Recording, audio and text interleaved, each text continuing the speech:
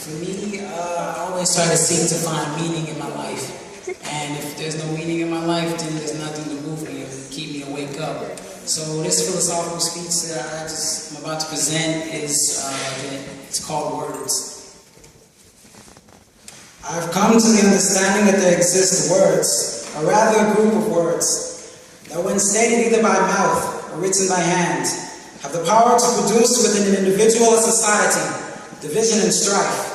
A single word, a group of words that when once uttered or once conceived in thought and manifested in mind has the capacity to provoke men into vice to such an extent that when wielded it has the authority to evoke despair and resentment.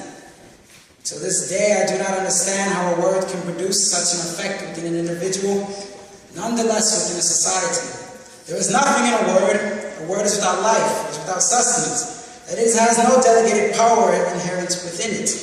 Yet it has come to be that men have made use of them, and have provided with them meanings that corrupt and destroy and divide humanity. In the name of economics, race, religion, sex, gender, culture, science, nationality, and all things reported to be natural and unnatural. For I am convinced that unless such meanings are accepted within an individual as true, such individuals are deserving of the consequences that befall them, whether that be good or bad. Sadly, there are those that have adapted such terms and have made themselves reflective of them, such that no longer is there a distinction from the term and identity of the person beyond the term. I speak of gangster, when the conscience of a man rids him of the guilt of murder, and rationalist, when the conscience of a man teaches him that there be no God and no need of faith.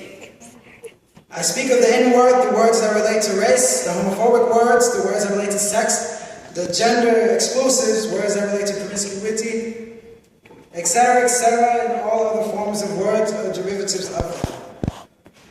Yet, however, since I value freedom and know the limitations against freedom of defining oneself in terms of words, I make the statement that man is not a word, man is not a label, that the freedoms of man should not be limited to a single word or word group. Man knows what he is, and man knows what he is not.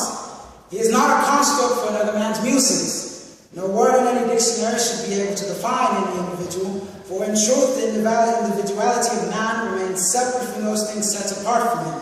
That any such term is used to define any person apart from that identity that has been established by God, should there be one, and rids him of that image which was found good since the beginning.